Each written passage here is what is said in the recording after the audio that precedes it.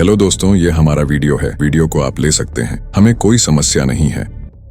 फिर भी उन्होंने उसके प्रश्न का उत्तर दिया, वो शीघ्र ही उठ जाएगी।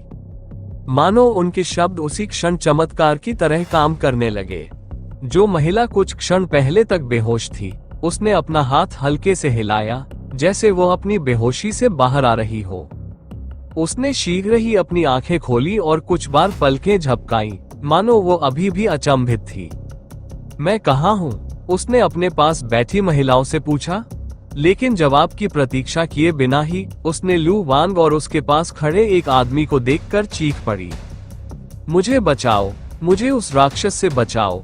वो डर से कांप रही थी और उसकी उंगली दक्ष की ओर इशारा कर रही थी। जैसा कि मैंने उम्मीद की थी, वो अभिनय में अच्छी है।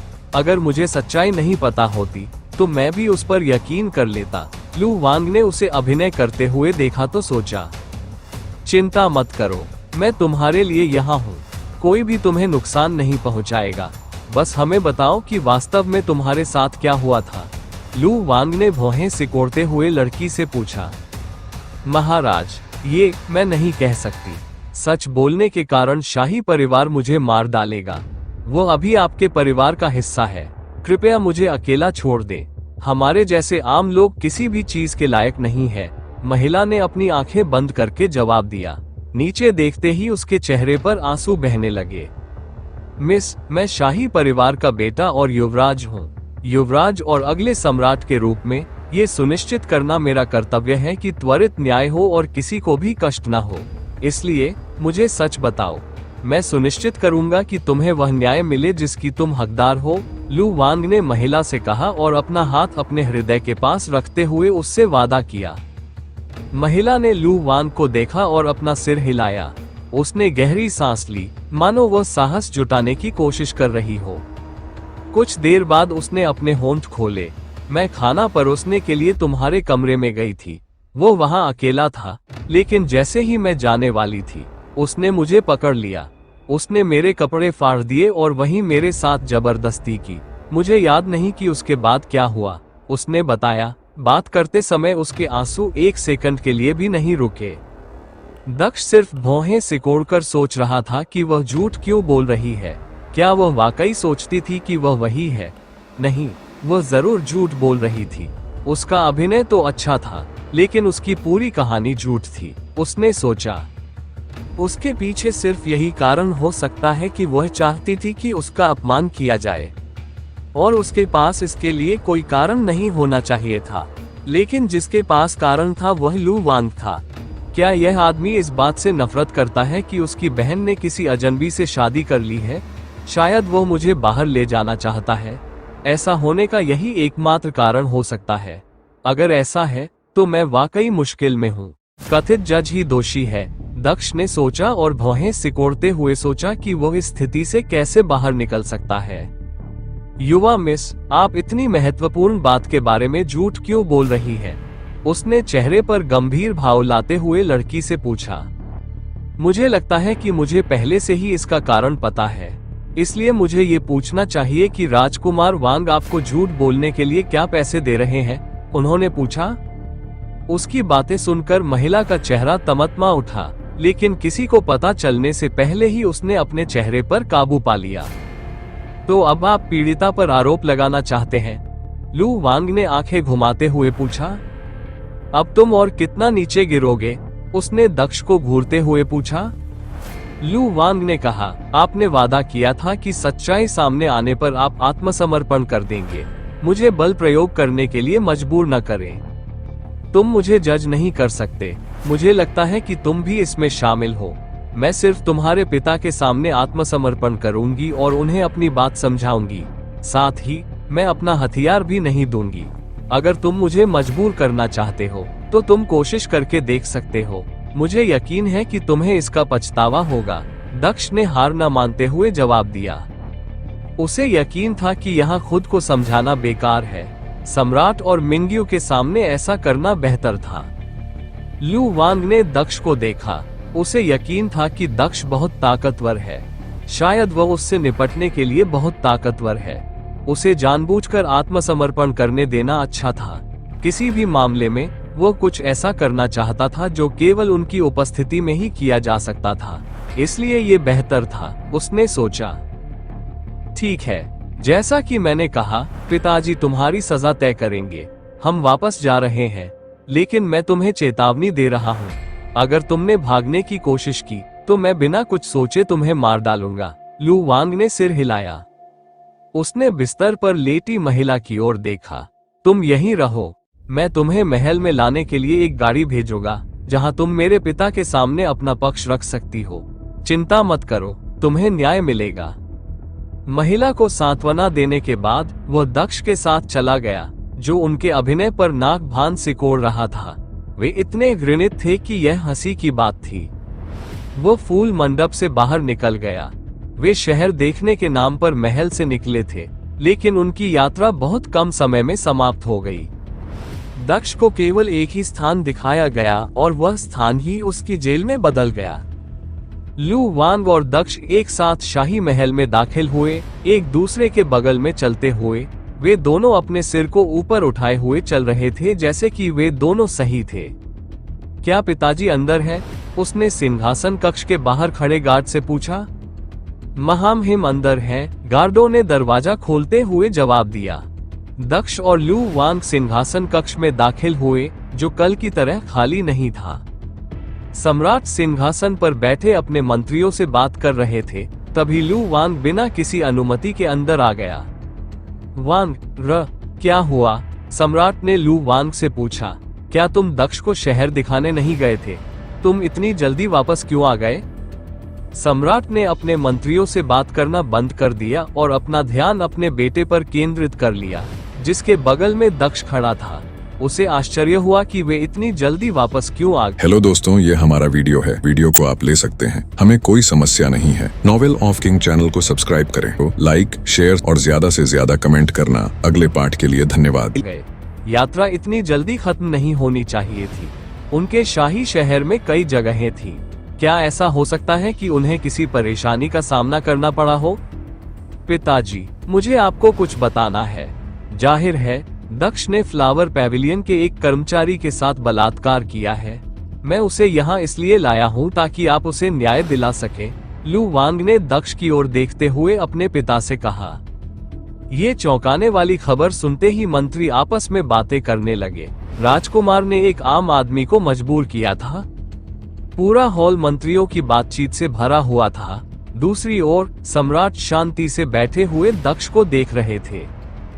दक्ष पर एक संक्षिप्त नजर डालने के बाद उसने आह भरी। उसने अपनी नजर लू वांग पर घुमाई और उसे भी देखा। लू वांग, 1 मिनट बाहर रुको। मैं तुम्हारी अनुपस्थिति में दक्ष से बात करना चाहता हूँ, सम्राट ने अपने बेटे से कहा। लू वांग ने आंखें मूंद ली, लेकिन पीछे मुड़ते ही उसने सिर हिला दिया। वो हॉल से बाहर चला गया और बाहर इंतजार करने लगा। हॉल के अंदर दक्ष और सम्राट एक दूसरे को देख रहे थे। मंत्री अभी भी आपस में बात कर रहे थे। कुछ कह रहे थे कि यह शर्मनाक है, जबकि अन्य कह रहे थे कि यह अविश्वसनीय है। मुझे बताओ, क्या हुआ? सम्राट ने भौहें सिकोड़ते हुए दक्ष से पूछा। सच बताओ। दक्ष ने सिर हिलाया और बताना शुरू किया कि क्या हुआ था। उसने लू वांग के जाने और उसके बाद उसके जाने के बारे में बात की। उसने ये भी बताया कि वापस आकर उसने केवल भीड़ देखी। उन्होंने कहा, और उसने मुझ पर आरोप लगाया। मुझे नहीं पता कि उसने ऐसा क्यों किया, लेकिन निश्चित रूप से कोई मुझ पर आरोप लगाने के लिए साजिश रच रहा है। सम्राट ने अपना सिर हिलाया। दक्ष की आंखों में सच्चाई की चमक देखी। उसे लगा कि दक्ष झूठ नहीं बोल रहा है। लू वांग, अंदर आओ। सम्राट ने अपनी आवाज में थोड़ी सी क्यूई का इस्तेमाल किया ताकि यह सुनिश्चित हो सके कि यह लू वांग को सुनाई दे, जो बाहर खड़ा था। लू वांग हॉल के अंदर कदम रखा। अब तुम हमें बताओ कि आज क्या हुआ, शुरू से अंत तक बिना कुछ छोड़े, सम्राट ने लू वांग से कहा। लू वांग ने मंत्रियों और अपने पिता की प्रतिक्रिया देखी। ये पहले से अलग थी। अब उन्हें दक्ष पर शर्म नहीं आ रही थी। उसे यकीन था कि दक्ष ने उन्हें अपनी बेगुनाही के बारे में बताया था। अब वो उसे गलत साबित कर सकता था। उसने अपनी सच्चाई बयान करना शुरू किया, जिसमें थोड़ा झूठ भी मिला हुआ था। हैरानी की बात यह थी कि उसका चेहरा भी सच लग रहा था। सम्राट को यकीन नहीं हुआ। ऐसा लग रहा था जैसे वह आदमी सच बोल रहा था। लेकिन ये कैसे संभव था? दो कहानियां थीं और दोनों ही सच थीं। जाहिर है उनमें से एक झूठ था और जिसने भी झूठ बोला था वो पूरी तरह से विश्वसनीय था। लू वांग ने पहले भी उससे झूठ बोला था, इसलिए इस बार वो दक्ष पर ज्यादा विश्वास करने के लिए झुका हुआ था। उसके अंदर यह भावना भी थी कि दक्ष निर्दोष है। दक्ष के बारे में उसने जो कुछ भी समझा था उसके अनुसार उसे यह विश्वास करना मुश्किल हो रहा था कि दक्ष ऐसा कुछ कर सकता है। वह ऐसा व्यक्ति नहीं था। वो महिला कहाँ है जो इस घटना से गुजरी थी? उसने लू वांग से पूछा। मैं अब उससे बात करना चाहता हूँ। मैंने उसे यहाँ लाने के लिए एक गाड़ी भेजी है। वो शीघ्र ही यहाँ आ जाएगी, राजकुमार ने सम्राट से कहा। अच्छा, मैं खुद उससे बात करके जानूंगा कि क्या हुआ, न्याय होगा। सम्राट ने सिर हिलाया। सम्राट ने दक्ष को देखते हुए अपना सिर हिलाया। आधा घंटा बीत चुका था। इस आधे घंटे के दौरान सिंहासन कक्ष में सन्नाटा छाया रहा क्योंकि कोई भी कुछ नहीं बोला। दक्ष और लू वांग के लिए भी 2 सीटें व्यवस्थित की गई थी जहां वे बैठकर प्रतीक्षा कर रहे थे। चरमराहट। जैसे ही दरवाजा खुला, कमरे में गेट की चरमराहट की आवाज गूंजने लगी। एक महिला सिंहासन कक्ष के अंदर चली गई। क्या आप ठीक हैं? वो महिला कोई और नहीं बल्कि मिनग्यू थी जो दक्ष को देख रही थी। मैं ठीक हूँ, चिंता मत करो, दक्ष ने जवाब में मुस्कुराकर कहा, जिससे उसकी चिंता खत्म हो गई। पिताजी, मैंने सुना है कि एक महिला के साथ जबरदस्ती करने का आरोप है। किसी ने उस पर आरोप लगाया है। ये झूठा आरोप है। मैं उसे इतने लंबे समय से जानती हूँ। वो ऐसा व्यक्ति नहीं है जो ऐसा करने के बारे में सोच भी सके। वास्तव में ऐसा करना तो दूर की बात है, मिनग्यू ने अपने पिता से कहा जब वो दक्ष की ओर चली गई। मिनग्यू, मैं जानता हूँ कि तुम उसकी परवाह करती हो, लेकिन सम्राट होने के नाते ये सुनिश्चित करना मेरा कर्तव्य है कि कोई पक्षपात न हो। हर किसी को न्याय मिलना चाहिए। मुझे यकीन है कि वह ऐसा नहीं कर सकता, लेकिन अगर उसने ऐसा किया है तो भले ही वह तुम्हारा पति हो, उसे सजा मिलेगी, सम्राट ने शांति से कहा। इस समय वो पिता नहीं बल्कि सम्राट थे। अधिकांश मंत्री भी यहाँ थे, इसलिए अब ये पारिवारिक मामला न होकर एक आधिकारिक मामला था। हाँ, हर किसी को न्याय मिलना चाहिए और उसे भी। उस पर झूठा आरोप लगाया गया है, मुझे इस बात का यकीन है, लेकिन मुझे नहीं पता कि कोई उस पर आरोप क्यों लगाएगा।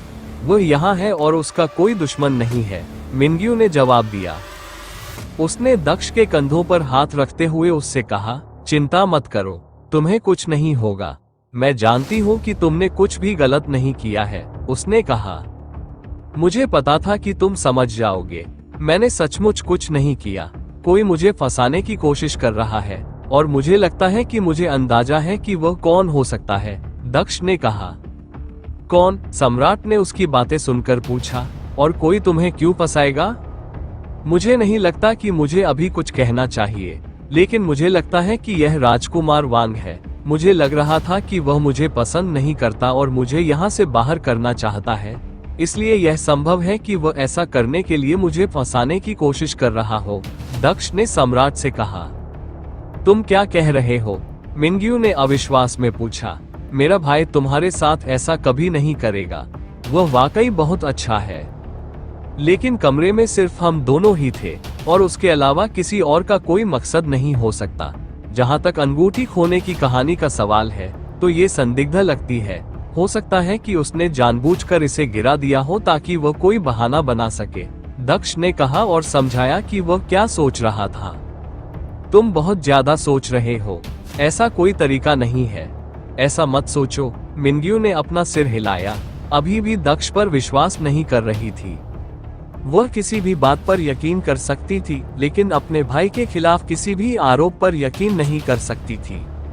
उसका भाई, उसका पिता और दक्ष 3 ऐसे आदमी थे जिनसे वह सबसे ज्यादा प्यार करती थी और वह यह मान सकती थी कि कोई भी कभी गलत नहीं हो सकता। जहां तक इस तथ्य पर विश्वास करने की बात है कि लू वांग अपनी बहन के प्रेमी के खिलाफ साजिश रच रहा था, इस पर विश्वास करना असंभव था। जिस तरह वो दक्ष को जानती थी और उस पर भरोसा करती थी, उसी तरह वो लू वांग के व्यक्तित्व को भी जानती थी। वो सबसे सौम्य, देखभाल करने वाला और समझदार व्यक्ति था। वो उसके साथ बड़ी हुई थी, इसलिए वो उसके असली व्यक्तित्व को जानती थी। वो कभी भी ऐसा कुछ नहीं कर सकता था क्योंकि उसे दक्ष पसंद नहीं था। तुम दोनों निर्दोष हो। मुझे लगता है कि यह किसी तीसरे व्यक्ति का काम है जो चाहता है कि हमारा लू परिवार आपस में लड़े ताकि हम कमजोर हो जाएं। शायद हमारे दुश्मन साम्राज्य, वे इस तरह की योजनाएं बनाते हैं। मिंग्यू ने ट्रिसियन साम्राज्य के बारे में सोचते हुए सुझाव दिया। ये सबसे खराब साम्राज्य था जिसने बिना कोई जोखिम उठाए अपने दुश्मनों को कमजोर बनाने के लिए घटिया तरीकों का इस्तेमाल किया। ओह ठीक है, मैंने इसके बारे में क्यों नहीं सोचा। ट्रिसियन साम्राज्य, मिंग्यू के अनुसार उस साम्राज्य को इस तरह की योजना बनाना पसंद है। उन्होंने लू वान को एक लड़की से प्यार करने के लिए फंसाया ताकि वे उसे मार सके, इसलिए उनके पास ऐसा करने के लिए पर्याप्त प्रभाव और क्षमता है। दक्ष ने सोचा, यह महसूस करते हुए कि उसके गलत होने की संभावना थी। ये भी एक संभावना है, शायद मैंने बहुत जल्दी निर्णय ले लिया। उसका गायब होना और यह घटना होना आखिरकार कुछ हद तक संयोग ही था। लेकिन तुम सही हो, संयोग होता है। दुश्मन साम्राज्य के बारे में सिद्धांत अधिक समझ में आता है। दक्ष ने मिंग्यू से सहमति जताई। बेशक मुझे पता है, क्योंकि मैं तुम दोनों को जानती हूँ। चूंकि तुम में से कोई भी गलत नहीं हो सकता, इसलिए केवल तीसरा विकल्प बचता है कि यह हमारे दुश्मन हैं जो तुम्हें और मेरे भाई को लड़ाना चाहते हैं। मिंग्यू ने मुस्कुराते हुए कहा, जैसे उसने मामला सुलझा लिया हो। सम्राट ने भी अपनी थोड़ी रगड़ी। यह सही था, शायद वो सही थी। ट्रिसियन, तुम कमीनो, अगर मुझे पता चला कि तुम फिर से इसमें शामिल हो तो तुम बस इंतजार करो। उसने अपनी ठुड्डी को रगड़ते हुए मन ही मन कहा। आह, इस लड़की को उस लड़के पर बहुत ज्यादा भरोसा है। क्या तुम आरोपों पर यकीन करके उसे दोषी नहीं ठहरा सकती?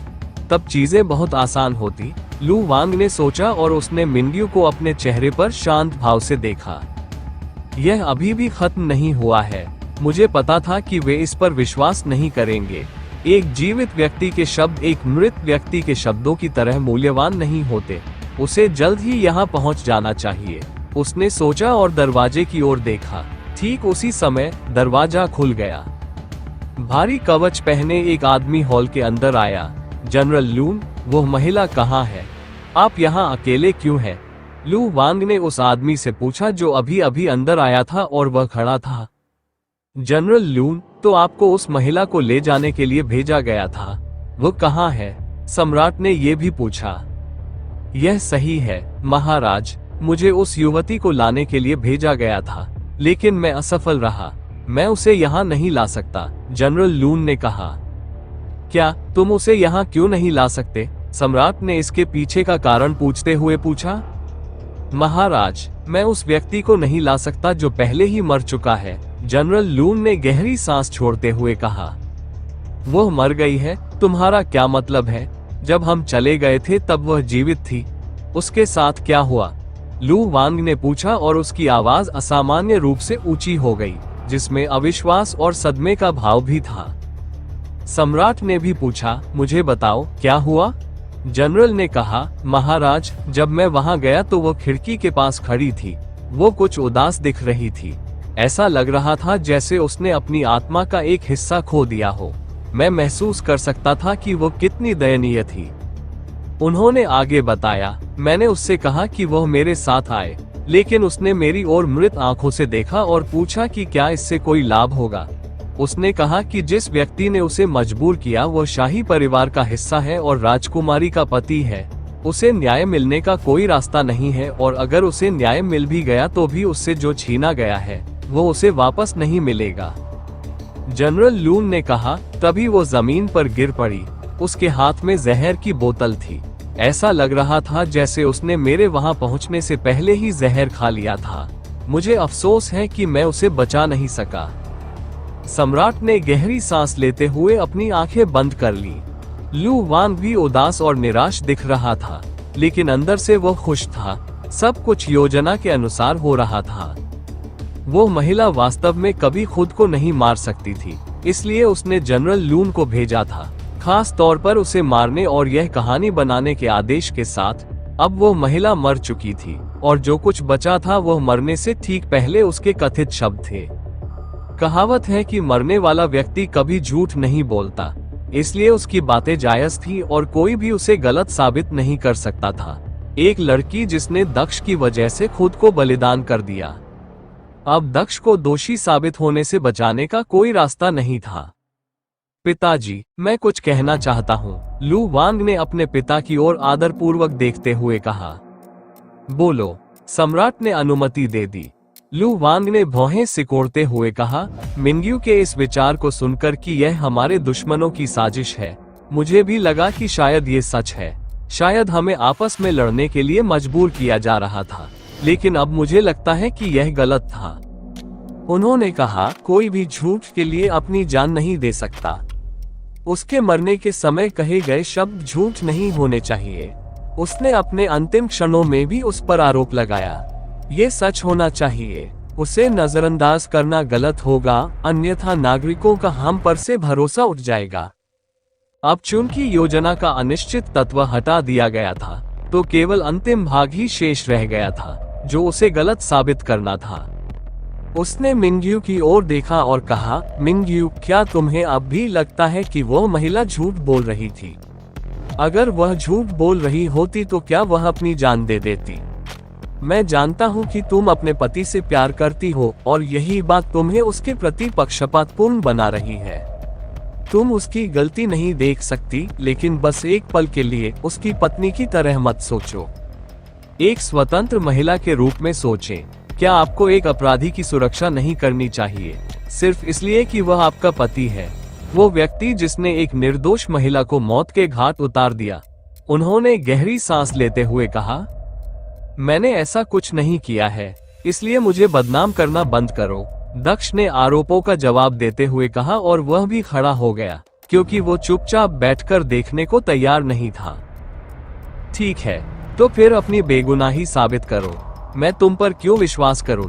तुम्हारे पास खुद को साबित करने के लिए क्या है सिवाय मेरी बहन के स्पष्ट रूप से प्रेम से भरे पक्षपाती बयान के, जो तुम्हें बचाने की कोशिश कर रही है? लू वांग ने दक्ष से पूछताछ की, उसे कोई सबूत दिखाने की कोशिश करते हुए। तुम्हारे पास क्या सबूत है कि वह मैं ही था? मैं इस शहर में पहली बार आया हूँ और मैं किसी को नहीं जानता। यहाँ मेरा कोई प्रभाव नहीं है, लेकिन तुम्हारे लिए ऐसा नहीं है। तुम्हारे एक शब्द से और वह महिला भी आसानी से इस बारे में झूठ बोल सकती थी। मुझे अब यकीन हो गया है कि इसके पीछे तुम्हारा ही हाथ है, दक्ष ने जवाब दिया। उसके चेहरे पर गंभीरता छा गई। क्या तुम दोनों शांत हो सकते हो? मुझे यकीन है कि तुम में से कोई भी गलत नहीं है। यहाँ बस कुछ गलतफहमी है। मिंग्यू ने स्थिति को शांत करने की कोशिश की। मिंग्यू, तुम इससे दूर रहो। भले ही तुम न्याय के पक्ष में खड़ी न हो, लेकिन कृपया अन्याय का समर्थन मत करो। कृपया उसकी वास्तविकता देखो। वो व्यक्ति नहीं है जिसे तुम समझ रही हो। यहाँ तक कि मैं भी विश्वास नहीं कर सकता कि उसने ऐसा किया होगा, लेकिन यह वास्तविकता है। न तो तुम और न ही मैं इसे बदल सकते हैं। लू वांग ने शांति से अपनी बहन से कहा, जैसे कि वह उसके लिए चिंतित था। अपनी बहन से बात करने के तुरंत बाद उसने अपना ध्यान दक्ष की ओर लगाया, जो किनारे पर खड़ा था। तुम्हारी बात क्या है? तुम अभी भी मुझ पर आरोप लगाने की हिम्मत कर रहे हो? लड़की ने सबके नियमों के सामने ही तुम्हारा नाम लिया। तुम वहां थे और मैं भी। इसके अलावा उसने मरने के बाद भी यही बात दोहराई। तुम इतने बेशर्म कैसे हो सकते हो कि अभी भी अपनी गलतियों को स्वीकार नहीं करते? उसने दक्ष से पूछा। तो आप कह रहे हैं कि लड़की के बयान के आधार पर मैं गलत हूँ? दक्ष ने अविश्वास में हंसते हुए पूछा। यह सही है। अगर यह सिर्फ उसका बयान था, तो मुझे लगता कि उसे हमारे दुश्मनों द्वारा झूठ बोलने या कुछ और करने के लिए पैसे दिए गए थे, लेकिन किसी को मरने के लिए इतना पैसा नहीं दिया जा सकता। उसने ये जानते हुए भी कि वह मर रही है, आपका नाम लिया। इस बिंदु पर यह आरोप नहीं बल्कि एक बयान है, लू वांग ने जवाब दिया। जब लू वांग और दक्ष बात करते रहे, तो सम्राट केवल सुनते रहे और हस्तक्षेप नहीं किया। उसका मरते समय दिया गया बयान। ठीक है, तो फिर मुझे एक सवाल पूछने दो।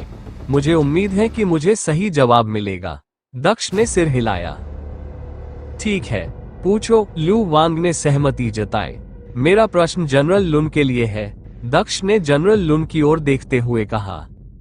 तो जनरल, जब आप उस लड़की से मिले थे तो क्या वह कमरे में अकेली थी या उसके साथ कोई और भी था जिसने उसे प्रभावित किया हो? उन्होंने जनरल से पूछा। जनरल लून ने उत्तर दिया, वो अकेली थी, वहां कोई नहीं था। तो तुम ही एकमात्र व्यक्ति हो जिसने उसके मरते हुए शब्द सुने या तुम्हें पता था कि वहां क्या हुआ था? दक्ष ने पूछा, जिस पर जनरल ने अपना सिर हिलाया। उसे समझ में नहीं आया कि वो किस ओर इशारा कर रहा था। तो जनरल, कृपया एक पल के लिए इस विचार पर ध्यान दें, दक्ष ने शांति से कहा। एक राजकुमार और इस साम्राज्य का भावी सम्राट जनरल को एक महिला को यहाँ लाने के लिए कहता है, लेकिन वास्तव में उसने जनरल को उस महिला को मारने के लिए कहा था ताकि कोई भी जोखिम भरा तत्व पीछे न छूट जाए। उस जनरल ने लड़की के कमरे में प्रवेश किया, उसे जहर खिलाया और उसे मार डाला। उसके बाद उसने राजकुमार की आज्ञा का पालन करने के लिए उसके अंतिम शब्दों के बारे में कहानी गढ़ी। वह कहानी कैसी है? उसने चेहरे पर एक मनोरंजक मुस्कान के साथ पूछा। क्या तुम्हें सचमुच ऐसा करते हुए कोई शर्म नहीं आती? एक सेनापति के रूप में तुम्हारी निष्ठा सम्राट के प्रति होनी चाहिए, लेकिन राजकुमार के प्रति फिर भी तुमने ऐसा किया? उन्होंने आगे पूछा। ये पूरी कहानी एक जैसी लग रही थी। जनरल स्पष्ट रूप से झूठ बोल रहा था और उसने शायद खुद ही लड़की को मार डाला था। दुश्मन साम्राज्य आम लोगों को पैसे देकर झूठ बोलने के लिए प्रभावित कर सकते थे, लेकिन जनरल को प्रभावित करने के लिए वो केवल लू वांग ही हो सकता था। अब उसे यकीन हो गया था कि यह लू वांग की ही योजना थी, जो उसे गलत साबित करने की पूरी कोशिश कर रहा था। तुम क्या बकवास कर रहे हो? पहले तुम लड़की पर झूठ बोलने का आरोप लगाते हो, फिर तुम मुझ पर झूठ बोलने का आरोप लगाते हो, और अब तुम जनरल लुन पर झूठ बोलने का आरोप लगाते हो। तो केवल तुम ही सही हो और बाकी सब गलत है। यह इतना बेवकूफी भरा है कि इस समय यह हास्यास्पद लग रहा है। लू वांग ने दक्ष का मजाक उड़ाया। हालांकि उसके दिल के अंदर वो आश्चर्यचकित था कि दक्ष इतनी तेजी से सब कुछ अनुमान लगाने में कामयाब रहा था। मैंने वो सब कह दिया है जो मैं कहना चाहता था। जो लोग मुझ पर विश्वास करना चाहते हैं वे ऐसा कर सकते हैं, और जो लोग मुझ पर संदेह करना चाहते हैं वे ऐसा नहीं कर सकते। मैं यहाँ आपकी बात सुनने और झूठे आरोप लगाने के लिए नहीं आया हूँ, दक्ष ने कहा, समझाने में थक गया। इस बिंदु पर वह वास्तव में क्रोधित था और उसने अब और स्पष्टीकरण न देने का फैसला किया। उसने वो सब कह दिया जो वह कह सकता था। उसने अपनी नजर सम्राट की ओर घुमाई, जो चुपचाप बैठा था। सम्राट लू, मुझे अपना फैसला बताओ। अगर तुम्हें लगता है कि मैं गलत हूँ तो मुझे अभी बताओ। चलो देखते हैं कि इस साम्राज्य में सत्य का कोई महत्व है या नहीं, दक्ष ने सम्राट से पूछा। उसका स्वर गुस्से से भरा हुआ था। सम्राट लू जुनवेई आश्चर्यचकित थे। इतने समय तक उन्हें ससुर कहकर संबोधित करने के बाद दक्ष ने उन्हें सम्राट लू कहा था। क्या वह उनसे दूरी बना रहा था? क्या वह उनके जवाब और उनके साथ हुए व्यवहार से निराश था? वैसे भी ये बहुत जटिल था। उसने दक्ष पर भरोसा किया, लेकिन सबूत उसके खिलाफ थे। दक्ष के पास सिर्फ उसके शब्द थे, जबकि आरोपों में पीड़ित उसके बेटे, उसके जनरल और फ्लावर पैविलियन के कार्यकर्ताओं के शब्द थे। उसने जो सुना उससे कई रईसों ने भी ये देखा था। वह क्या कर सकता था? एक ससुर के रूप में वो दक्ष की मदद करना चाहता था और उस पर भरोसा करना चाहता था, लेकिन एक सम्राट के रूप में उसे निष्पक्ष रूप से देखना था। वह इस स्थिति में निष्पक्ष नहीं रह सकता था, क्योंकि इसमें उसके दामाद के साथ साथ शाही परिवार की प्रतिष्ठा भी शामिल थी। मंत्रियों, हमें बताओ कि तुम क्या सोचते हो। मैं तुम्हारी राय सुनना चाहता हूँ, सम्राट जुनवेई ने अपने मंत्रियों से पूछा। चूंकि वह अपने पक्षपात के कारण निर्णय नहीं ले पा रहा था, इसलिए उसे दूसरों से पूछना पड़ा। दक्ष निराशा में अपना सिर नीचे किए बिना नहीं रह सका। यहाँ वो अजनबियों के सामने खड़ा था। उसे उन लोगों ने अकेला छोड़ दिया जिन्हें वह अपने परिवार का हिस्सा समझता था। अब मंत्री तय करने वाले थे कि क्या वो गलत था। उन पर एक लड़की के साथ जबरदस्ती करने का आरोप लगाया गया था। यह इतना निंदनीय आरोप था कि इससे उनका गुस्सा और भी बढ़ गया। ये ठीक है, आपको पूछने की जरूरत नहीं है, मैंने बहुत कुछ देखा है। आप मेरे सवाल का जवाब देने के बजाय इस सवाल को अपने मंत्रियों को सौंप रहे हैं, दक्ष ने कहा। अल्पविराम, तुम्हें भरोसा नहीं है कि मैं निर्दोष हूँ? दक्ष ने हंसते हुए अपना सिर हिलाया। उसका अहंकार आहत था और वह गुस्से में था। निराशा ने उसके दिल को जकड़ लिया और उसे अपने दिल के अंदर अंधेरा महसूस होने लगा। मैं जा रहा हूँ, मैं इस घिनौनी जगह पर एक सेकंड भी नहीं रहना चाहता, उसने आह भरते हुए कहा। मिनग्यू, क्या तुम मेरे साथ आ रही हो या अपने परिवार के साथ रहना चाहती हो? उसने मिनग्यू से पूछा। दक्ष, मुझे पता है कि तुम भावुक हो, लेकिन कृपया यहाँ से मत जाओ। मुझे यकीन है कि यहाँ कोई भी यह नहीं सोचेगा कि तुम गलत हो। कृपया यहाँ से मत जाओ, मैं तुम्हें सुरक्षित रखने के लिए यहाँ हूँ, मिनग्यू ने दक्ष से कहा और उसका हाथ पकड़ लिया। इसकी कोई जरूरत नहीं है, मुझे उनकी बेगुनाही के प्रमाण पत्र की जरूरत नहीं है। अगर उन्हें लगता है कि वे मेरी बेगुनाही का फैसला कर सकते हैं या उन्हें ऐसा करने का अधिकार है, तो वे मूर्ख हैं, दक्ष ने मिनग्यू की बात अनसुनी करते हुए जवाब दिया। तुम आ रहे हो या नहीं? उसने फिर पूछा। माँ बीमार है, हम अभी नहीं जा सकते, कृपया रुकें। मेरे लिए? मिनग्यू ने उम्मीद भरी निगाह से पूछा। हालांकि उसने दक्ष को चोट पहुंचाने के इरादे से ऐसा नहीं कहा था, फिर भी उसके दिल में दर्द की एक झलक महसूस हुई। क्या यह एक अप्रत्यक्ष नहीं था?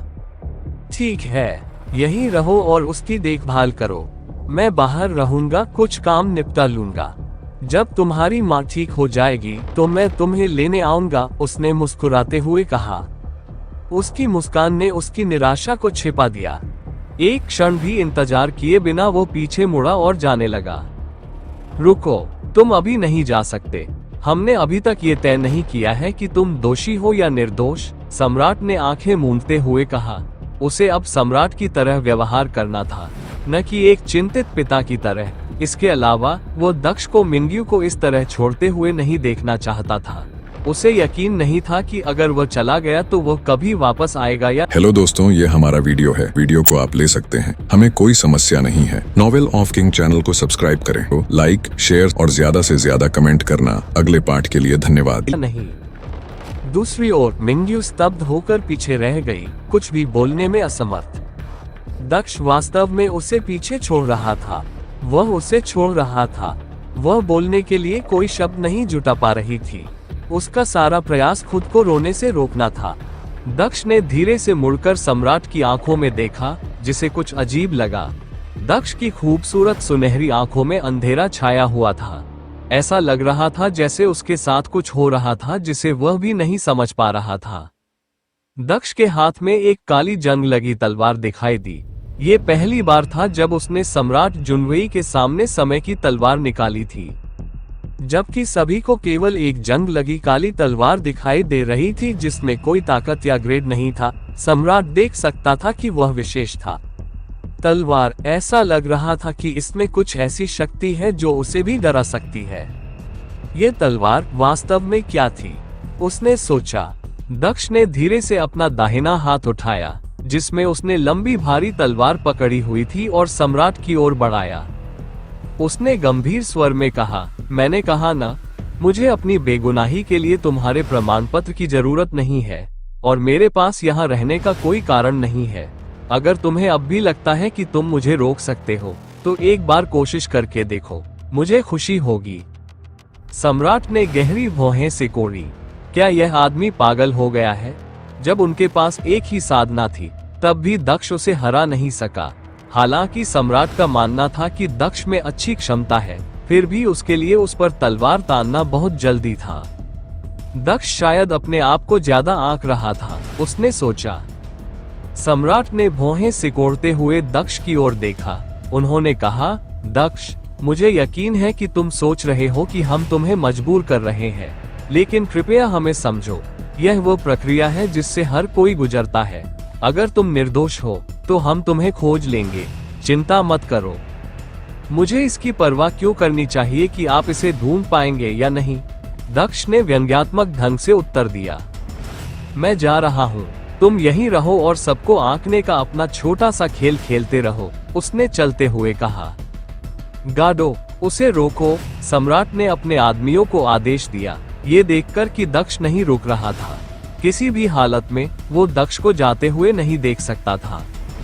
अगर उन्होंने उसे रोकने के लिए कुछ नहीं किया और उसे निर्दोष साबित होने से पहले ही जाने दिया, तो मंत्री सोचेंगे कि वह पक्षपात कर रहा है, नागरिक भी यही सोचेंगे और लोगों का न्याय पर से भरोसा उठ जाएगा। उसे रुकना था, लेकिन वो खुद को हिला नहीं सकता था।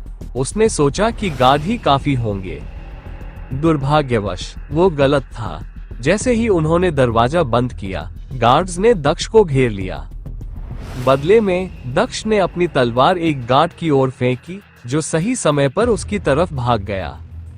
तलवार सिंहासन कक्ष की दीवार से टकराई और आश्चर्यजनक रूप से अपनी क्रूर शक्ति से पूरी दीवार को तोड़ दिया। इस तलवार का प्रदर्शन ही सभी को इस सामान्य सी दिखने वाली तलवार की ताकत दिखाने के लिए काफी था। तलवार ने उन दीवारों को नष्ट कर दिया था जो खास सामग्रियों से बनी होती है। इस दीवार को तोड़ना आसान नहीं था। जैसे ही दीवार टूटी, दक्ष ने सम्राट की ओर देखा। जैसा कि मैंने कहा, अगर तुम रोक सको तो मुझे रोक लो।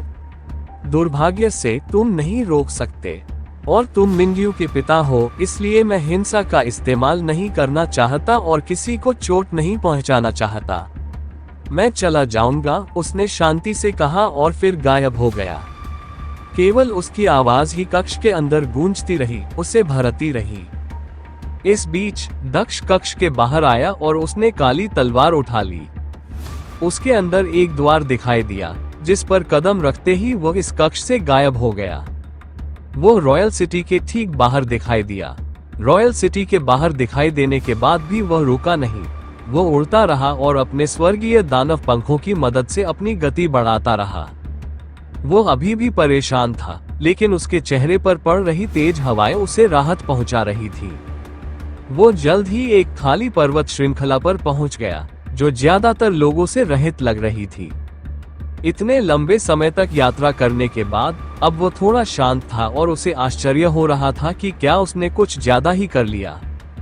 नहीं, वो आदमी अपने बेटे का पक्ष लेने जा रहा था। उसे मुझ पर भरोसा नहीं था और उसने मंत्रियों से पूछा। जहां तक मंत्रियों का सवाल है, वे मुझ पर विश्वास नहीं करने वाले थे। वे न तो मुझे जानते हैं और न ही मेरे व्यक्तित्व को समझते हैं। यह एक मूर्खतापूर्ण स्थिति थी। किसी भी मामले में मुझे ही दोषी ठहराया जाने वाला था, उसने बड़बड़ाते हुए कहा, जब वह चट्टान पर उतरा और रहने के लिए जगह ढूंढने लगा। वो एक ऐसा स्थान चाहता था जहां उसे कोई परेशान न करे, क्योंकि वह भाग्य के नियम को समझता था। जब वह चल रहा था तो उसने एक आवाज सुनी, बस यहीं रुक जाओ। क्या तुमने सचमुच सोचा था कि अगर तुम डार्क माउंटेन पर आ गए तो तुम बच निकलोगे? बस यहीं रुक जाओ। क्या तुमने सचमुच सोचा था कि अगर तुम डार्क माउंटेन पर आ गए तो तुम बच निकलोगे? दक्ष पहाड़ की असमान सतह पर चल रहा था, जो हर जगह छोटे छोटे पत्थरों से भरी हुई थी, जिससे उसके पैरों के लिए पकड़ बनाना चुनौतीपूर्ण हो रहा था। वो कुछ देर के लिए रुकने के लिए जगह ढूंढ रहा था, तभी उसने पीछे से किसी के चिल्लाने की आवाज सुनी। भौहें सिकोड़ते हुए उसने पीछे देखा कि उसे कौन बुला रहा है। क्या लू जुनवेई के आदमी पहले ही यहाँ आ गए थे? वे इतने जल्दी कैसे आ गए? हालांकि उसने सोचा था कि जो चिल्ला रहा था वह उसका पीछा कर रहा था, लेकिन जब उसने उन लोगों को देखा तो उसे एहसास हुआ कि वह गलत था।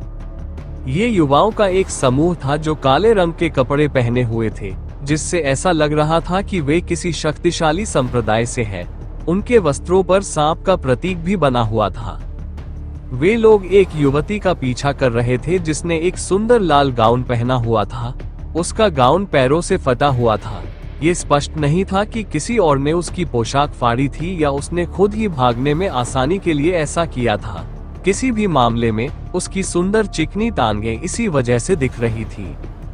वो महिला 20 साल की लग रही थी। उसके खूबसूरत लाल बाल हवा में उड़ रहे थे जब वो उन आदमियों से बचकर भाग रही थी जो उसका पीछा कर रहे थे। तू कुत्ती, भागना बंद कर। तू वैसे भी ज्यादा देर तक नहीं भाग सकती। बस रुक जा। हम वादा करते हैं कि हम तुझे कोई नुकसान नहीं पहुंचाएंगे।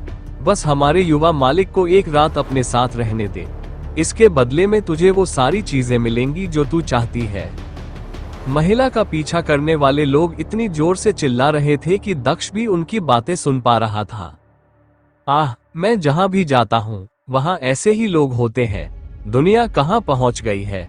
दक्ष ने निराशा में अपना सिर हिलाते हुए कहा।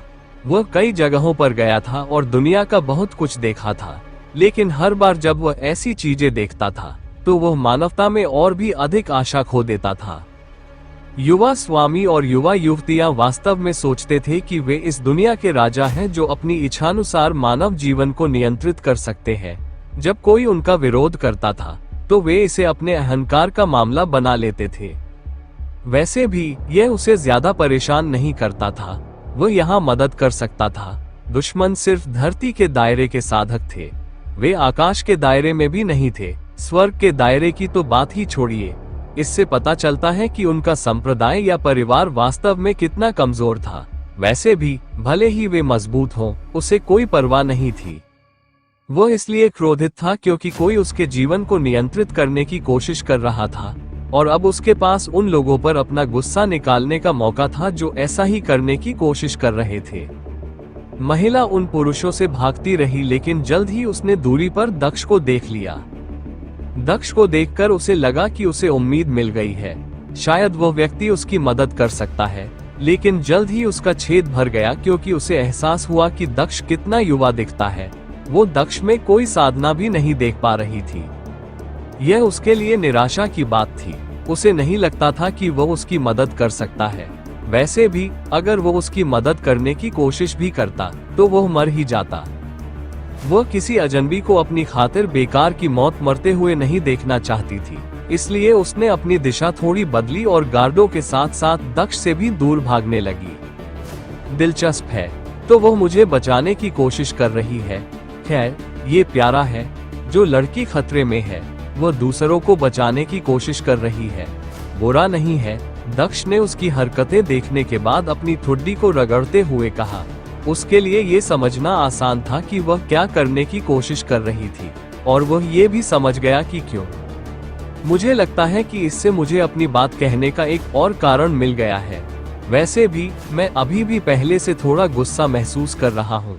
दक्ष ने सिर हिलाते हुए कहा और अपनी बाईं ओर चलने लगा। यह उसी दिशा में था जहां महिला भाग रही थी, इसलिए यदि वह नहीं रोका तो वह उसके सामने ही समाप्त हो जाएगा। वो बहुत तेज भी नहीं चल रहा था, बस अपनी सामान्य शांत गति से चल रहा था। वो बेवकूफ, क्या वो देख नहीं सकता वो वहां क्यों घूम रहा है? लाल बालों वाली महिला ने सोचा और दक्ष की हरकत देखकर भौहें सिकोड़ ली। ये बेवकूफ। दिशा बदलने के कारण वह पहले ही दुश्मनों को कुछ दूरी पर आने दे चुकी थी। अगर वो फिर से ऐसा करती तो उसके लिए यह और भी खतरनाक हो जाता। वो फिर ऐसा नहीं कर सकती थी। जो भी हो, वो कमजोर है। वो वैसे भी मेरी मदद करने की कोशिश नहीं करेगा। उसे पता होना चाहिए कि वह कहाँ खड़ा है।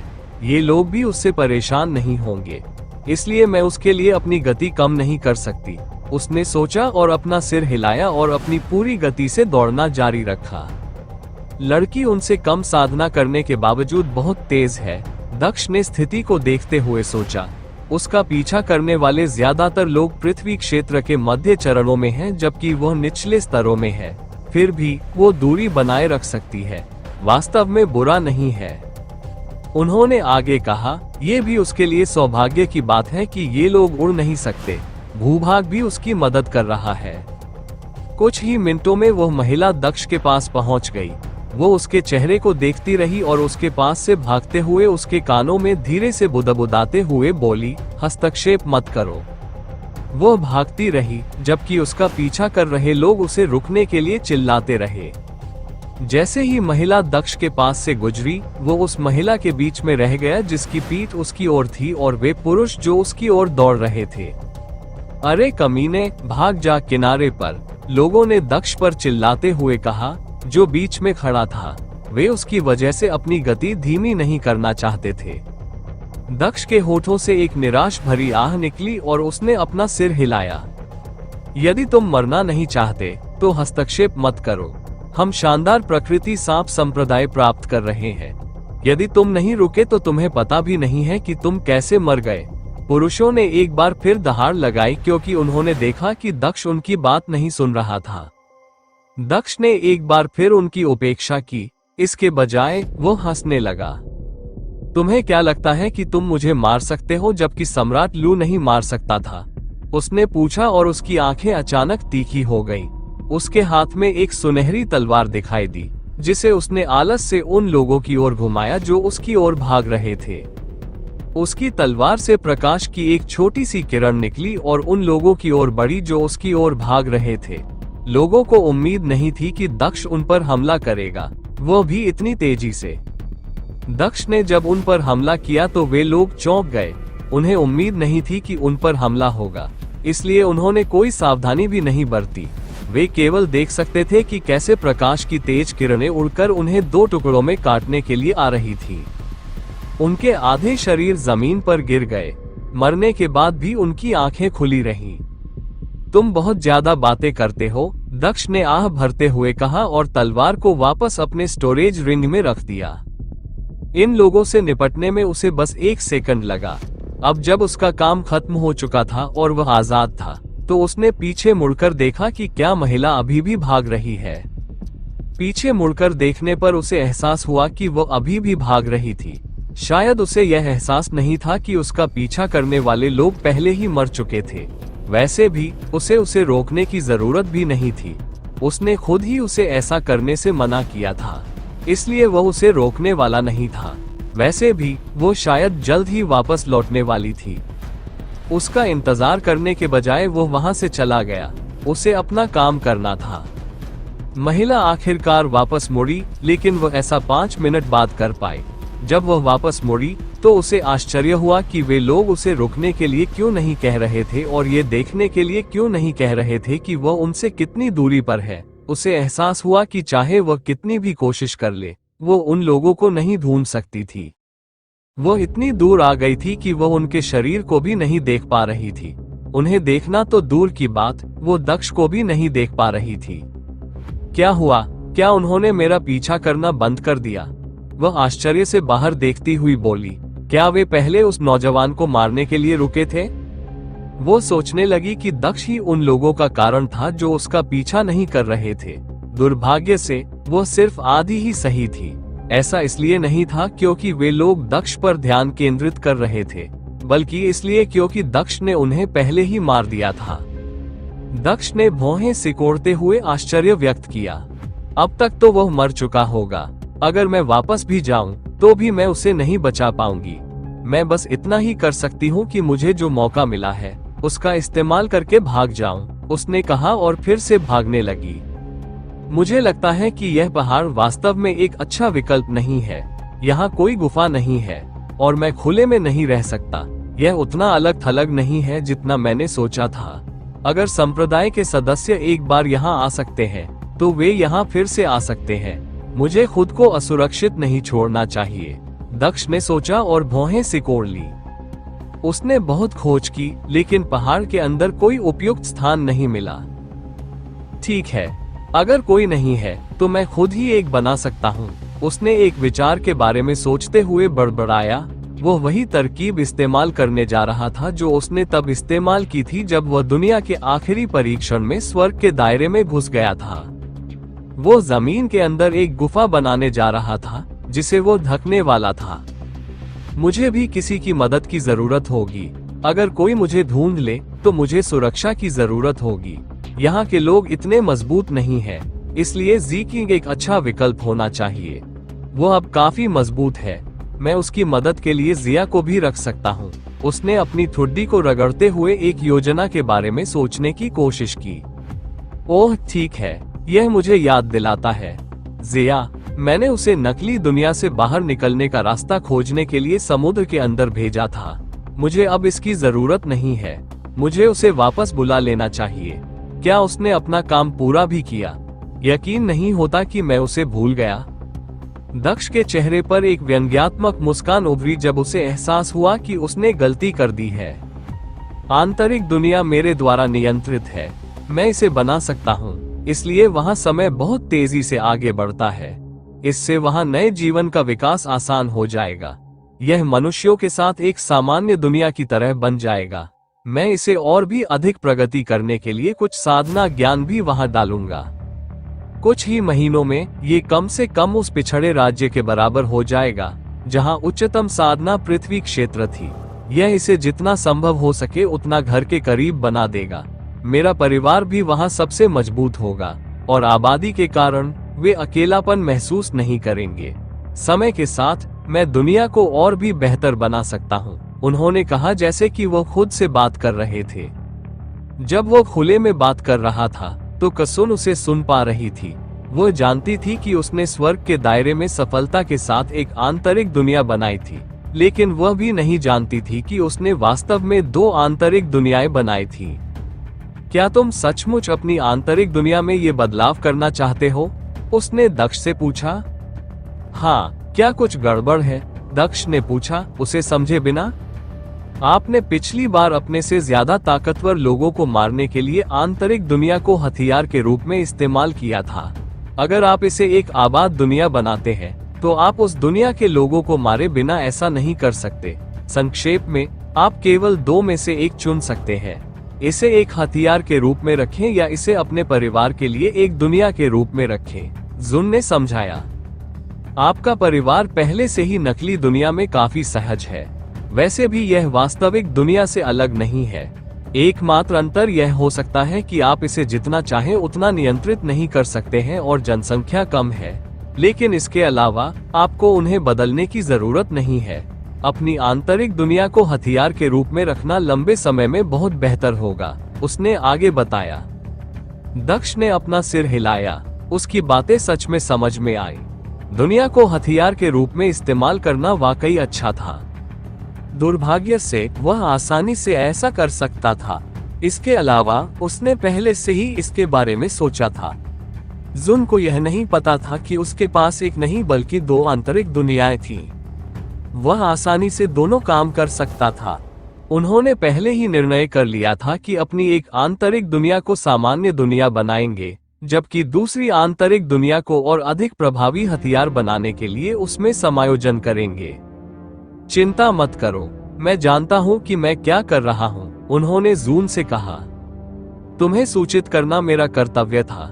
तुम मेरा सुझाव मानो या न मानो, ये तुम पर निर्भर है, जून ने बात करना बंद करते हुए कहा। दक्ष के लहजे से वह पहले ही समझ गई थी कि वह उसकी बात नहीं सुनने वाला था। जून, 1 मिनट के लिए बाहर आओ, कुछ जरूरी बात है। मैं तुम्हें यह नहीं बताना चाहता था क्योंकि तुम खुद इसके बारे में नहीं जानते हो, इसलिए ये पूरी तरह से तुम्हारी गलती नहीं है, लेकिन मुझे लगता है कि मुझे तुम्हें अब बता देना चाहिए। वैसे भी बहुत समय हो गया है, दक्ष ने गंभीरता से कहा। जून को आश्चर्य हुआ कि वह इतना गंभीर क्यों था। क्या कुछ हुआ था? वो उसके सामने आ गई। यह क्या है? यह क्या है? दक्ष ने उससे पूछा जब उसने उसे गंभीरता से पुकारा और वह उसके सामने आए। उसकी सुंदर लंबी पोशाक उसके शरीर के चारों ओर कसकर बंधी हुई थी। केवल पैरों के पास वह ढीली थी, जहां वह हवा के साथ हिल रही थी, जिसे देखकर कुछ आश्चर्य हो रहा था, क्योंकि वह वास्तव में एक आत्मा थी। ईमानदारी से कहूं तो मैंने नहीं सोचा था कि मैं तुम्हें ये बताऊंगा। मैं इसे गुप्त रखना चाहता था क्योंकि मुझे नहीं पता था कि तुम कैसी प्रतिक्रिया दोगी, लेकिन मैं इसे गुप्त नहीं रख सकता, दक्ष ने जवाब दिया और वह जून के करीब गया, जो अभी भी उलझन में थी कि वह क्या कहने की कोशिश कर रहा था। दक्ष ने अचानक अपना हाथ उठाया और जून के गालों को चुटकी से दबाते हुए मुस्कुराया। बहुत समय हो गया जब से मैंने तुम्हारे गालों को छुआ है, मुझे इसकी याद आती है। अरे, मुझे आजाद करो, जून ने चिल्लाते हुए खुद को आजाद करने की कोशिश की, लेकिन वह ऐसा नहीं कर सकी। नहीं, मैं तुम्हें तभी रिहा करूंगा जब तुम कहोगी कि मैं तुम्हारा मालिक हूँ और मुझे सबसे अच्छा पता है, दक्ष ने हंसते हुए जवाब दिया। जून के साथ खिलवाड़ करने से उसका मूड हल्का हो गया था। इसके अलावा वो इस बात से इनकार नहीं कर सकता था कि उसके मुलायम गालों को दबाना बहुत अच्छा लग रहा था। कभी नहीं, मुझे अभी आजाद करो, मुझे मत काटो, जून ने वह कहने से इनकार कर दिया जो वह कहना चाहता था। वह उसे मालिक के रूप में कैसे स्वीकार कर सकती थी? वो अपने दिमाग में मालिक थी। मैं तुम्हारी मालिक हूँ, तुम नहीं। मुझे अब और परेशान मत करो, उसने दक्ष से कहा। तुम मास्टर हो, ठीक है, फिर देखो मैं अपने मास्टर के गालों पर चुटकी काटता हूँ, दक्ष ने सिर हिलाते हुए कहा। वो उसे मुक्त नहीं करने वाला था। ठीक है, मैं कह दूंगा, तुम मालिक हो और तुम्हें पता है कि क्या अच्छा है, अब मुझे आजाद करो। खुद को मुक्त करने में असमर्थ जुन ने ये कहते हुए हार मान ली। अच्छी लड़की, दक्ष ने संतोष में अपना सिर हिलाया, लेकिन उसने फिर भी उसे मुक्त नहीं किया। अरे, अब मुझे आजाद करो, मैंने वही कहा जो तुम चाहती थी, जून ने दक्ष से कहा, क्योंकि उसने अभी भी उसे रिहा नहीं किया था। मुझे एक और बात बताओ, दक्ष ने जून की खूबसूरत आंखों में देखते हुए कहा। क्या? मुझे बताओ कि तुम मुझे कभी धोखा नहीं दोगे, दक्ष ने लापरवाही से पूछा। उसके अनौपचारिक शब्दों ने जून को कुछ हद तक स्तब्ध कर दिया था। वह थोड़ा हैरान था। तुम इस तरह क्यों बात कर रहे हो? मैं तुम्हें धोखा क्यों दूंगी? उसने अज्ञानतापूर्वक दक्ष से पूछा। अरे, मैं यह नहीं कह रहा कि तुम ऐसा करोगी, मैंने तो बस यूं ही पूछ लिया। क्या हुआ, तुम बोल क्यों नहीं रही हो? दक्ष ने पलटकर पूछा। क्या मुझे ये भी कहने की जरूरत है? बिल्कुल, अब मुझे आजाद कर दो, उसने दक्ष से कहा। दक्ष ने देखा कि वो विषय को तेजी से बदल रही। हेलो दोस्तों, ये हमारा वीडियो है। वीडियो को आप ले सकते हैं, हमें कोई समस्या नहीं है। नॉवेल ऑफ किंग चैनल को सब्सक्राइब करें, लाइक, शेयर और ज्यादा से ज्यादा कमेंट करना। अगले पार्ट के लिए धन्यवाद। लेकिन उसने इस पर जोर नहीं दिया। वो बस उसके साथ खिलवाड़ कर रहा था। उसे इस बात की परवाह नहीं थी कि वो कुछ कहती है या नहीं। उसे पहले से ही पता था कि भविष्य में क्या होने वाला है। इतना ही नहीं, बल्कि वो उन चीजों को भी जानता था जो जुन को भी नहीं पता थी। अंततः उसने कसुन के गालों को आजाद कर दिया। अब अपने मालिक को परेशान मत करो, मेरे पास तुम्हारे साथ झंझट करने के अलावा और भी काम है। मुझे एक गुफा बनाने की जरूरत है, उसने पीछे मुड़ते हुए कहा। वो जमीन की ओर देखने लगा। उपयुक्त स्थान का चयन करने के बाद उन्होंने अपनी खेती की मदद से जमीन खोदना शुरू किया, जिससे ये काम कुछ ही मिनटों में पूरा हो गया। कुछ ही मिनटों में उसने भूमिगत गुफा का काम पूरा कर लिया। काम पूरा करने के बाद वो बाहर आया और गुफा का प्रवेश द्वार बंद कर दिया, जिससे उसे देखना असंभव हो गया। इतना ही नहीं, उसने प्रवेश द्वार को मिट्टी से भी भर दिया। अगर कोई अंदर जाना चाहता था तो उसे फिर से खुदाई करनी पड़ती। उन्होंने जमीन के अंदर एक छोटा सा क्षेत्र खुला छोड़ दिया तथा हवा के अंदर आने के लिए रास्ता भी छोड़ दिया। अब तैयारी पूरी हो गई। उसने बुदबुदाते हुए जमीन की ओर देखा, जो सामान्य सी दिख रही थी। कोई नहीं जान सकता था कि जमीन के नीचे एक छोटा सा कमरा था। जब तक उसने अपना काम खत्म किया, तब तक जुन भी गायब हो चुका था। जिया, ठीक है, दक्ष ने बड़बड़ाते हुए अपनी चेतना को नकली दुनिया के अंदर भेजा, ये देखने के लिए कि क्या जिया ने अपना काम पूरा कर लिया है। वो वहाँ है, वो समुद्र से बाहर आ गई है। ऐसा लगता है कि उसका काम खत्म हो गया है, उसने कहा, क्योंकि उसे वो जल्द ही मिल गई थी। वो तुरंत उसे नकली दुनिया से बाहर ले आया। जिया दक्ष के सामने आई। उसके कपड़े अभी भी गीले थे, जो उसके शरीर से चिपके हुए उसके उभारों को उजागर कर रहे थे। दक्ष ने अपनी नजरें जिया के चेहरे पर टिकाए रखी।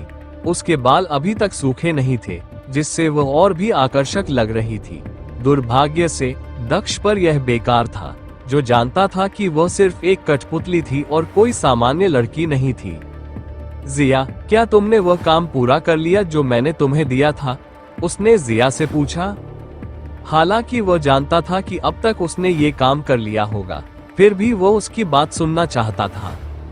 मैंने वैसा ही किया जैसा आदेश दिया गया था। वो ताबीज उस जगह जमीन के नीचे दबा हुआ है जहां द्वार जाता था। जिया ने सिर हिलाते हुए उत्तर दिया। यह अच्छी बात है। दुर्भाग्य से नकली दुनिया पिछली दुनिया से जुड़ी हुई है। अब जब मैं वहां नहीं हूं, तो मैं नहीं जान सकता कि वह ताबीज वास्तव में कहां है। यहाँ तक कि मेरे पास भी नहीं है। वैसे भी मुझे अब ऐसा करने की जरूरत नहीं है, क्योंकि वे अब नकली दुनिया में नहीं रहेंगे। दक्ष ने बड़बड़ाते हुए अपनी ठुड्डी को उत्सुकता से रगड़ा।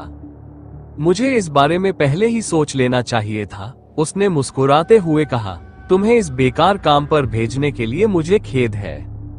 वैसे भी मेरे पास तुम्हारे लिए एक और काम है, और वह है मेरी सुरक्षा करना। मैं एकांत में जा रहा हूँ और मुझे परेशान नहीं किया जा सकता। भले ही मैंने एक सुरक्षित जगह बना ली है और पकड़े जाने की संभावना कम है, फिर भी मुझे तुम्हारी जरूरत है, उसने जिया से कहा, जो तुरंत सहमत हो गई। यह अच्छी बात है। अभी के लिए तुम वापस जाओ। चूंकि मैं तुम्हारे साथ अंदर टेलीपोर्ट नहीं कर सकता, इसलिए जब मैं अंदर होऊंगा तो तुम्हें फोन करूंगा, उसने जिया को वापस भेजने से पहले कहा। जिया के वापस आने के बाद गायब होने से पहले उसने आखिरी बार अपने आसपास के माहौल पर नजर घुमाई। वो उस कमरे के अंदर प्रकट हुआ जिसे उसने भूमिगत बनाया था। जैसे ही वो वहां पहुंचा, उसने जुन को आवाज दी। उसने जीक्विन को भी आवाज दी। ये कौन सी जगह है? पिताजी ने मुझसे कहा था कि तुम महल में रहने वाले हो और महीनों तक हमसे संपर्क नहीं कर सकते, चाहे मैं कितनी भी कोशिश कर लूं। ये जगह मुझे महल जैसी नहीं लगती। जैसे ही जीक्विन बाहर आया, उसने उसे कुछ भी समझाने का मौका दिए बिना ही सवाल पूछना शुरू कर दिया। दक्ष ने उसे बताया कि उसके पिता से बात करने के बाद क्या हुआ था और कैसे उस पर झूठा आरोप लगाया गया था। उसने जो कहा उससे झिक्विन दंग रह गई, लेकिन वह और भी अधिक दंग रह गई जब उसे पता चला कि आगे क्या हुआ और कैसे दक्ष गुस्से में वहां से निकल गया और मिंग्यू को पीछे छोड़ दिया। तुम मूर्ख हो, तुमने मिंग्यू को पीछे छोड़ दिया, झिक्विन ने पूरी कहानी सुनने के बाद खुद पर हाथ मारते हुए समझाया। तुम मूर्ख हो, तुमने मिंग्यू को पीछे छोड़ दिया, झिक्विन ने दक्ष के बारे में सुनने के बाद उससे शिकायत की। मुझे क्या करना चाहिए था? वो अपनी माँ के साथ रहना चाहती थी और मैं उसके पिता से थोड़ा नाराज था। वैसे भी मुझे दूसरों की दया पर रहना पसंद नहीं है, इसलिए मैं चला गया। चिंता मत करो, मैं उसे वापस लेने के लिए जल्द ही वापस जाऊंगा। तब तक उसकी माँ ठीक हो जानी चाहिए, लॉन्ग चेब ने जवाब दिया। क्या होगा अगर वो अभी भी सहमत नहीं हुई? क्या होगा अगर वो अभी भी अपने परिवार के साथ रहना चाहती है? झिक्विन ने चेहरे पर चिंता के भाव के साथ पूछा। अगर वो अब भी नहीं आना चाहती तो मैं क्या कर सकता हूँ? मैं उसे और समय दूंगा, दक्ष ने जवाब दिया। दूसरे शब्दों में, आप उसे फिर से छोड़ देंगे, झिक्विन ने चिंतित होकर कहा। दक्ष ने गहरी सांस ली और कहा, मैं क्या कर सकता हूँ? उन्होंने कहा, मैं वहीं रहूं और उस अपराध के लिए उसके पिता की सजा स्वीकार करूं जो मैंने किया ही नहीं? आप स्पष्ट कर सकते हैं, मुझे यकीन है कि वे समझ जाएंगे। मिंग्यू को मत छोड़ो क्योंकि किसी ने तुम्हारे खिलाफ साजिश रची है, झिक्विन ने मुस्कुराते हुए कहा। तुम्हें लगता है कि मैंने समझाने की कोशिश नहीं की? दक्ष ने झिक्विन की आंखों में देखते हुए पूछा। क्या वो सचमुच सोचती थी कि वो मूर्ख है जो अपनी बात नहीं समझा रहा है? मुझे यकीन है कि तुमने ऐसा किया होगा, लेकिन फिर भी ये समझाना बहुत मुश्किल है।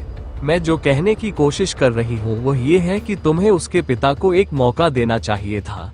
शायद वह तुम्हें सजा न देता, झिक्विन ने कहा। उसे ये सोचना मुश्किल हो रहा था कि वह स्वीकार्य रूप से क्या कहना चाहती थी।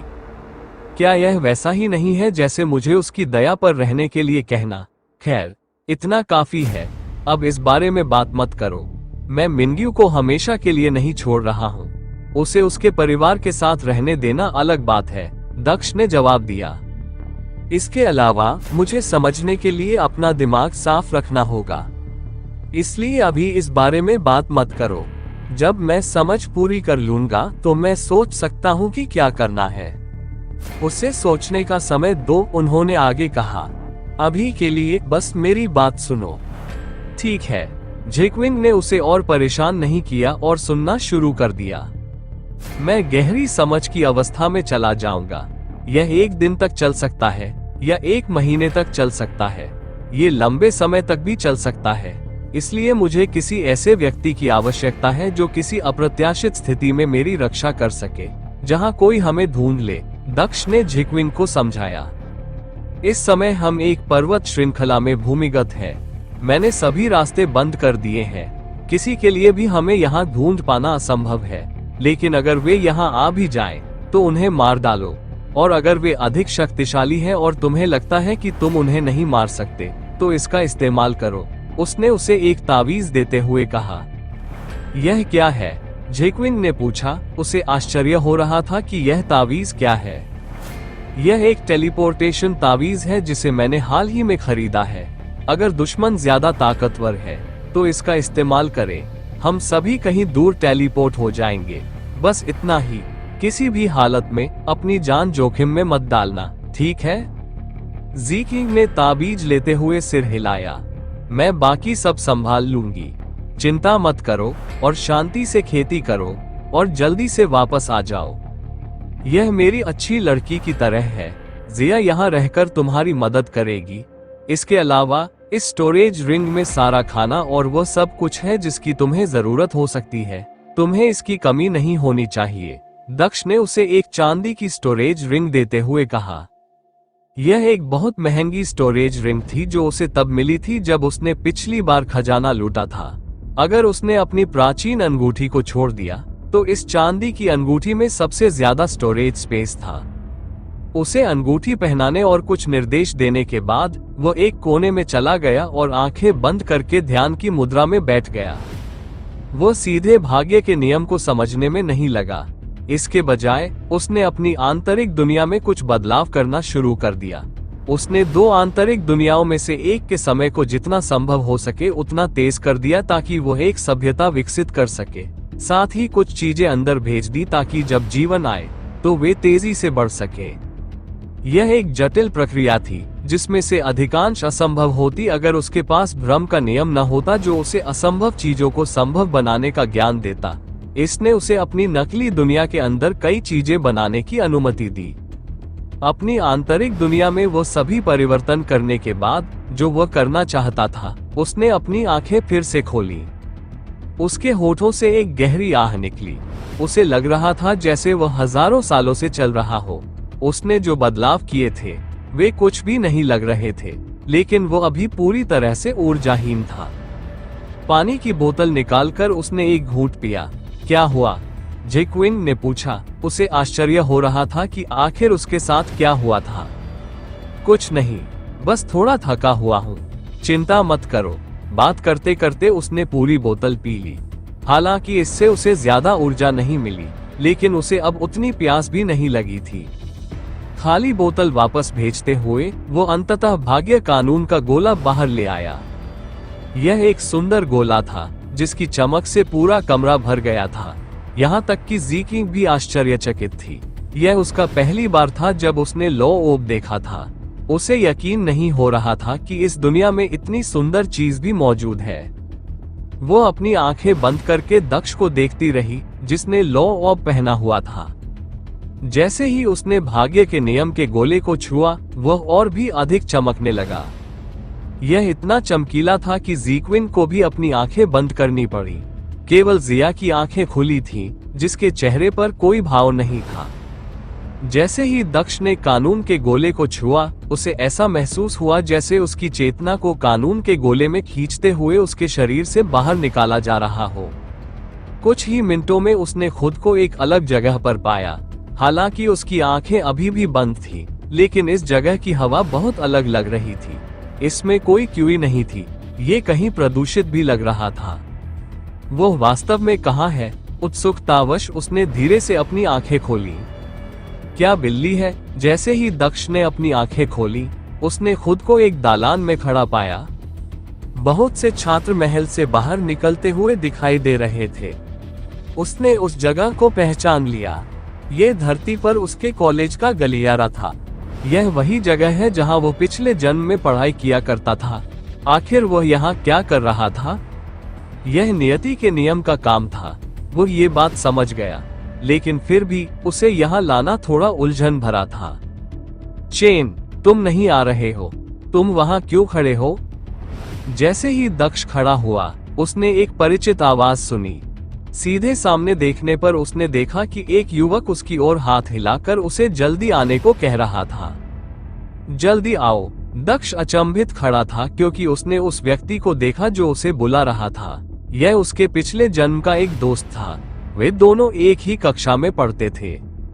यह आदमी भी यहाँ था। सौभाग्य से दक्ष को अभी भी अपने दूसरे जीवन की बातें याद थी। वह जानता था कि वह नियति के नियम को छूने के बाद यहाँ आया था। इसलिए शायद यह असली नहीं था। यह मेरी पुरानी दुनिया का पुनर्निर्माण होना चाहिए, जिससे मुझे भाग्य के नियम को समझने में मदद मिले। लेकिन इससे मुझे कुछ सीखने को कैसे मिलेगा? अजीब है, उसने सोचा और वह उस आदमी की ओर बढ़ने लगा जो उसे बार बार बुला रहा था। किसी भी स्थिति में वह केवल उसके साथ चल सकता था और देख सकता था कि भाग्य ने उसके लिए क्या रखा है और वह किस प्रकार उसकी मदद करने की आशा कर रही है। यार, तुम्हें वहां क्या हुआ? तुम बस एक टूटी हुई मूर्ति की तरह वहां खड़े रहे। मुझे मत बताना कि अब तुम्हारे मन में दूसरी बातें आ रही हैं। काले बालों वाले आदमी ने दक्ष से पूछा। किस बात पर दोबारा विचार कर रहे हैं? दक्ष ने उत्सुकता से पूछा। सबसे पहले उसे अपनी स्थिति को समझने की जरूरत थी ताकि वो और अधिक काम कर सके। आपके प्रस्ताव पर पुनर्विचार। आपने आज ही लिन को प्रपोज किया है। क्या आप इसके बारे में पुनर्विचार कर रहे हैं? काले बालों वाले व्यक्ति ने पूछा। हुलिया, क्या तुम मुझे बता सकती हो कि आज कौन सी तारीख है?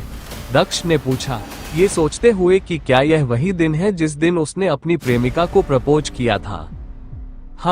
ये कौन सा सवाल है? आज 4 मार्च है। हुलिया ने दक्ष से पूछा। क्यों? कुछ नहीं है, दक्ष ने अपनी घड़ी देखते हुए सहजता से जवाब दिया। ये पुष्टि हो गई थी कि यह वही दिन था। इसके अलावा लिन को प्रपोज किए हुए उसे सिर्फ 1 घंटा ही हुआ था। कॉलेज छोड़ने का समय आ गया था। पिछली बार भी वह इसी समय यहाँ से निकला था और हुलिया से अलग हुआ था। तभी उसकी भिड़ंत चोर से हुई जिससे उसकी मौत हो गई। ये पत्थर क्या करने की कोशिश कर रहा है? वैसे भी मैं इस बार नहीं मरूंगा। चलो देखते हैं कि अगर मैं बच जाता तो क्या होता, उसने सोचा और अपने दोस्तों के साथ इस जगह से बाहर निकलने की ओर चल पड़ा। तो क्या तुम्हें यकीन है कि तुम्हारे मन में कोई दूसरा विचार नहीं है? मेरा मतलब है, मुझे पता है कि तुम उसे पसंद करते हो, लेकिन ये सिर्फ शारीरिक आकर्षण भी हो सकता है। वैसे भी कल उसके साथ तुम्हारी डेट है। मुझे यकीन है कि अपनी नई गर्लफ्रेंड के साथ डेट पर जाकर तुम्हें अपनी भावनाओं में और स्पष्टता मिलेगी, हुलिया ने दक्ष से कहा और उसके कंधे पर थपथपाया। दक्ष ने सहजता से अपना सिर हिलाया। अपने पिछले जन्म में उसे मरने से पहले पहली डेट पर जाने का अवसर भी नहीं मिला था। मुझे यह निराशाजनक लगा। क्या ये पत्थर उसे ऐसा अनुभव करने का अवसर दे रहा था? किसी भी मामले में ऐसा लग रहा था कि उसकी पुरानी इच्छा इस जीवन में पूरी हो सकती है, भले ही वह उसके लिए वास्तविक न हो। ठीक है, यहीं पर मैं अलग हो जाऊंगा। डेट के लिए शुभकामनाएं, भाई। कुछ देर बाद हुलिया और दक्ष एक चौराहे पर पहुंच गए। यह वही जगह थी जहां वे पिछली बार अलग हुए थे। धन्यवाद, मुझे यकीन है कि इस बार मुझे किस्मत का साथ मिलेगा, दक्ष ने हाथ हिलाते हुए जवाब दिया और अपने आदमियों से अलग दिशा में चला गया। दक्ष उसी सड़क पर चल रहा था जहां पिछली बार उसकी मौत हुई थी। हालांकि पिछली बार से अलग, वो अब ज्यादा तैयार था। वो शांति से चलता रहा और पिछली बार की तरह चोर के आने का इंतजार करने लगा। चोर को रोको, जैसा कि उसने अनुमान लगाया था। उसने अपने पीछे से एक चिल्लाहट सुनी। अपने मन में दक्ष को पहले से ही सब कुछ पता था। वो पिछली बार भी इस स्थिति से गुजरा था, इसलिए उसे ठीक ठीक पता था कि उसके पास कितना समय है और वो आदमी किस दिशा से आने वाला है। वो ये भी जानता था कि उसे कितने सेकंड लगेंगे। अपने शरीर को कसते हुए दक्ष ने पीछे देखे बिना ही हमला करने की तैयारी कर ली। 5, 4, वो मन ही मन गिनती करता रहा। तथापि जैसे ही वो एक के पास पहुंचा, वो एक विशेष कोण पर लात मारते हुए अपनी बाईं ओर चला गया। ऐसा लग रहा था कि उसकी लात सीधे उन आदमियों की टांगों के बीच लगी थी, जिससे वह दर्द से चिल्लाने लगा और अपनी गेंदों को पकड़कर जमीन पर गिर पड़ा। पीले चेहरे वाले उस आदमी को सांस लेने में भी मुश्किल हो रही थी क्योंकि वह जमीन पर पड़ा था। यही तो मुझे पिछली बार भी करना चाहिए था, दक्ष ने जमीन पर पड़े आदमी को देखते हुए कहा। यह वही चोर था जिसने पहले उसकी हत्या की थी। उसने चोर के हाथ से पर्स ले लिया और उसे उस महिला को दे दिया जिसका पर्स था। फिर उसने उस आदमी को फिर से लात मारी जिससे वह बेहोश हो गया। क्या तुमने पुलिस को बुलाया? उसने महिला से पूछा, जिसने अपना सिर हिलाया। पुलिस को बुलाओ, उनके आने से पहले उससे नहीं उठना चाहिए, लेकिन फिर भी मैं उसके हाथ बांध दूंगा ताकि अगर वह जाग भी जाए तो कुछ नहीं कर पाएगा, दक्ष ने चारों ओर देखते हुए कहा। उसने पास में पड़ा एक तार उठाया और चोर के हाथ पैर बांध दिए उसके जाने से पहले। अरे रुको, क्या? दक्ष ने पीछे मुड़ते हुए पूछा। आपने मेरा पर्स बचा लिया, मुझे इसके लिए आपको धन्यवाद देना चाहिए, महिला ने अपना पर्स खोलने से पहले दक्ष से कहा। उसने एक सिक्का निकाला और उसे दक्ष को देने की कोशिश की, जिसने उसे अजीब नजरों से देखा। उसने उसके पैसे बचाए थे और वह महिला उसे एक सिक्का दे रही थी। क्या उसे लगा कि वह कोई भिखारी है या कुछ और? यह महिला कितनी बेशर्म थी। हालांकि वह इनाम नहीं चाहता था, फिर भी यह अजीब था। उसके लिए एक सिक्का देने से बेहतर था कि वह कुछ भी न दे। इससे उसे और भी बुरा लगा। उसने एक सिक्के के लिए अपनी जान गंवा दी। इसे अपने पास ही रखो, मेरी तरफ से एक कैंडी या कुछ और ले लो, उसने जाने से पहले महिला से व्यंग्यात्मक लहजे में कहा। महिला कुछ क्षणों तक अचंभित होकर उसे देखती रही। हम कितना बदतमीज लड़का है, उसने बहुत देर बाद आंखें घुमाते हुए कहा। दक्ष अपने घर पहुंचा जो बिल्कुल वैसा ही दिख रहा था जैसा उसने याद किया। हेलो दोस्तों, ये हमारा वीडियो है। वीडियो को आप ले सकते हैं, हमें कोई समस्या नहीं है। नॉवेल ऑफ किंग चैनल को सब्सक्राइब करें, तो लाइक, शेयर और ज्यादा से ज्यादा कमेंट करना। अगले पार्ट के लिए धन्यवाद। लिया था। ये तीनों पड़ोसों में सबसे आलीशान घर नहीं था, लेकिन उसके लिए ये किसी भी महल से बेहतर था जिसे उसने देखा था। अब जब वो अपने घर के सामने खड़ा था तो वो थोड़ा भावुक भी लग रहा था। वो बहुत दिनों से अपने माता पिता से मिलना चाहता था। हालांकि यह वास्तविक नहीं था, कम से कम उसके पास एक और अवसर तो था। यह एक ऐसा जीवन था जिसे वो जी सकते थे, लेकिन उन्हें कभी जीने का अवसर नहीं मिला। दक्ष अपने घर के सामने खड़ा होकर बस उसे देख रहा था। बहुत समय हो गया है। वो इस घर में प्रवेश करना तो चाहता था, लेकिन वह इस घर को अपनी यादों में सहेज कर रखना भी चाहता था, क्योंकि बाद में उसे ऐसा करने का मौका नहीं मिला। कुछ मिनटों के बाद जब उससे लगा कि अब बहुत हो गया, तो उसने गहरी सांस ली और फिर अपना पहला कदम आगे बढ़ाया। यह उस परिवार की ओर उसका पहला कदम था जिसे उसने बहुत पहले खो दिया था। दरवाजे पर पहुंचकर उसने अपनी जेब से चाबियां निकाली। उसने चाबी लेकर दरवाजा खोला और अंदर कदम रखा। माँ, मैं घर आ गया हूँ। ओह, तुम यहाँ हो, फ्रेश हो जाओ, मैं खाना मेज पर रख देती हूँ। जैसे ही उसने आवाज लगाई, उसे रसोई से अपनी माँ की आवाज आती हुई सुनाई दी। माँ, दक्ष ने उस आवाज को पहचानते हुए धीरे से कहा। यह वह आवाज थी जिसकी उसे सबसे ज्यादा जरूरत थी, क्योंकि वो कई साल पहले मर चुका था। यह उसकी माँ की आवाज थी। एक क्षण के लिए तो उसे विश्वास करना कठिन लगा, यद्यपि वह जानता था कि भाग्य के नियम के कारण वह किसी प्रकार के स्वप्न में था, परंतु इससे कोई फर्क नहीं पड़ा। वो रसोई घर की ओर चलने लगा जहां उसकी माँ कुछ बना रही थी। पीछे से अपनी माँ की जानी पहचानी छवि देखकर आखिरकार उसकी आंखें नम हो गई।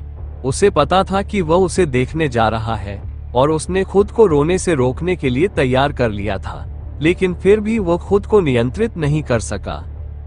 जब वह अपनी माँ को देख रहा था तो उसके गालों पर एक आंसू टपक पड़ा। उसकी माँ की उम्र 50 के करीब थी, लेकिन वह अभी भी 30 की लग रही थी। उसने एक प्लेट उठाई और पीछे मुड़ी तो देखा कि दक्ष उसके पीछे खड़ा था। तुम रो रहे हो? दक्ष को रोता देख उसने जल्दी से प्लेट वापस रख दी और दक्ष की ओर दौड़ी।